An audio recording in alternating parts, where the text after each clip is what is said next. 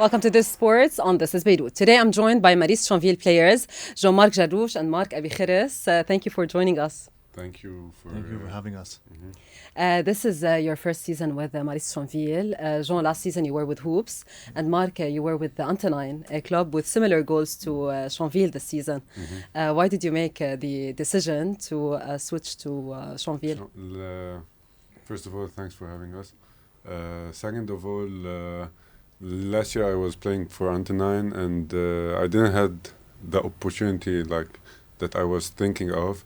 So I wanted to play more minutes and to have a bigger role. So that's why I decided to join Champville this year. And Jean Maristes was one of the last clubs to finalize their roster this season. Did you get other offers this season? Yes, I did. But switching to Maristes was like having a new goal, like maybe reach the Final Four, Final Six. Last year we didn't make it. But hopefully this season we'll make it. And major changes happened at Champville this season. A new management, a new coaching staff, new players, pretty much a full reset. And just weeks in, we started hearing of instability at the club and internal issues, delayed payments, no trainings. What was really going on, Jean? It's the talk of the town now. Honestly, I don't know what's the main issue, but there is as you said, delay, problems in the management. I think the old management and the new management. That's what I think now. So that's it for me. And how did you, the players, deal with the situation? At first, we tried to stick to the team's plan and everything, but to a certain point, we didn't, as you said, we didn't get paid, and we knew what's really happening in the team. So we had to take some actions concerning that. What were the actions? We stopped practicing for I guess 2 weeks. Yes. Before game Riyadh. It started before game Riyadh. So after game Riyadh, we didn't practice for 5-6 practices before game Central's game. So we went to play the game without practicing, and that's you saw the result. And when things got complicated at first, what was your first reaction? Did you think of stepping away, focusing on other stuff? Honestly, to be honest, we have a good relationship with Elie Masoud.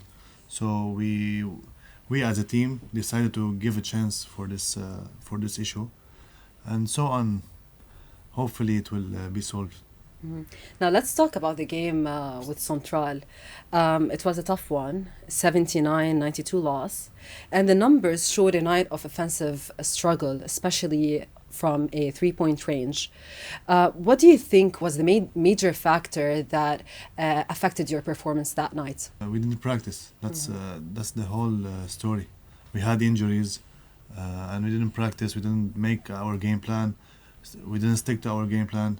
And the coach was helpless, so we didn't help him. It's on us, not on the coach. Yes, plus mentally we weren't there, we're facing a lot of problems outside of the court, not knowing when we're getting paid, not knowing if the issue will be solved, the future of the team or what's going to happen. So mentally we weren't in the game, we weren't ready to play basketball, so plus Central's game is one of we're competing with Central for the third, fourth. And they're having a good season, so so not removing credit from them. So they're having a good season, but we weren't there now. And after that game, we saw Hadi Al-Khatib speaking to the media about what was happening at the club. What was your first reaction when you saw that? It came out of frustration from him, not from him specifically. We were all frustrated. And losing a game to Central, a game we know the importance of the game, so we were frustrated, and as JM said, we were helpless, so that's what happened, But what really happened in the locker room that pushed Hadi to speak out immediately? We had a problem with the manager because of the situation. Because no one was telling us the truth.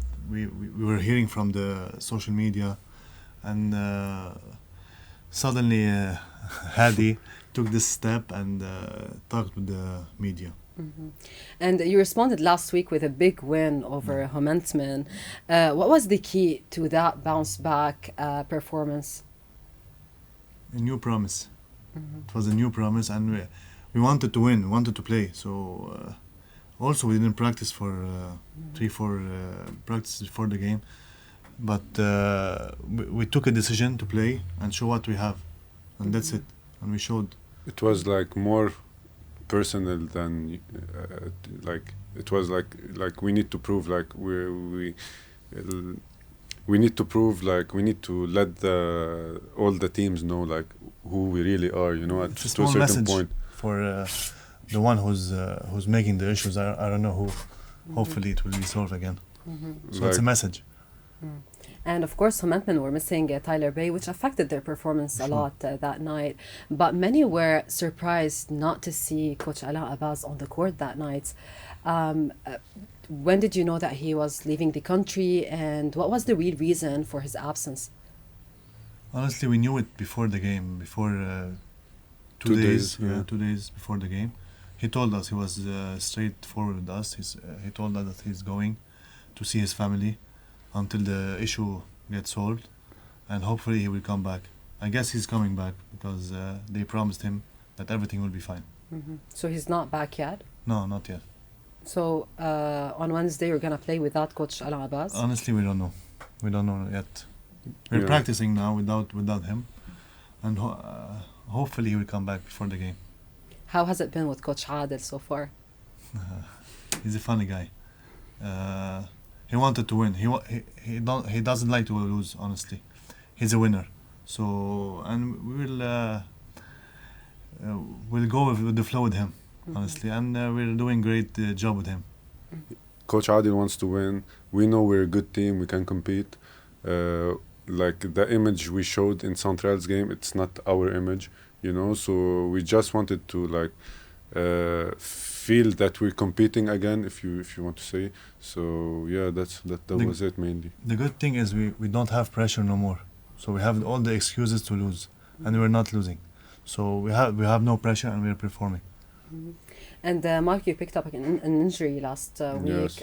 Hopefully nothing Knee serious. injury. Yeah, thank God. It wasn't like it seemed like serious, but like thank God, like I did my MRI 2 days ago, and nothing serious. Like I need 3-4 days, and I will get back. And on Wednesday you face Sagesse, an undefeated team in the league so far. How are you preparing for that game? Honestly, Sagesse was a good team.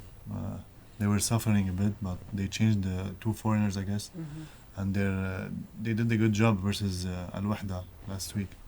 So we're preparing. Hopefully, we do a good game. Hopefully. You knocked off an unbeaten team last week. Are you looking to do it again this week? We're going to win. Honestly, we don't go to play. We're going to win, and hopefully we can do it. Marc and Jean, thank you so much for joining us. This brings us to the end of this interview. Thanks for having us. And coming up next, from representing Lebanon on the world's biggest stage to nearly losing his life in a devastating accident. Doctors told him he'd never compete again, but Samer Tawk had other plans. Today, he's once again an Olympian. Let's watch this report.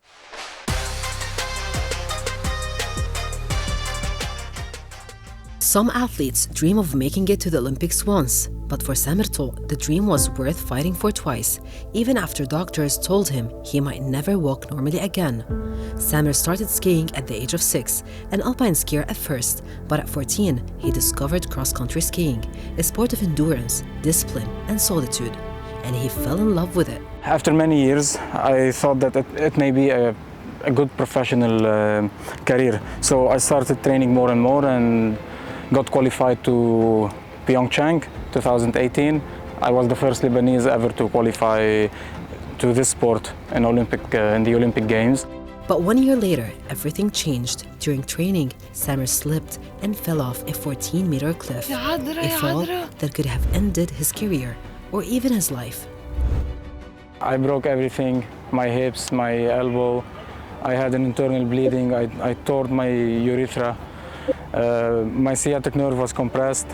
So it was pretty severe injuries, and all the doctors said like it's impossible to be competing again or to be walking normally again, because I kept limping for 1 year and 9 months. But Samer refused to accept that his journey was over. I couldn't believe them, because I was thinking that they might not know what's inside my body more than me, or what I'm capable of doing.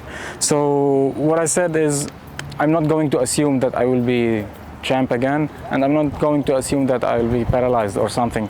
So I said I'll just trust God, trust the journey, and take it day by day. I started to train and to recover day by day. I was always thinking about this, that as long as I'm progressing, I'm seeing progress, no matter how small the progress was, I'm going to keep going. His goal was clear: to qualify again for the Olympic Games.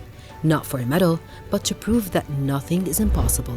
There is some moments that I felt that I'm going to give up, but it didn't last for too long, like maybe for 1 day, 2 days, and then I got motivated again or disciplined again, because actually discipline is better than motivation.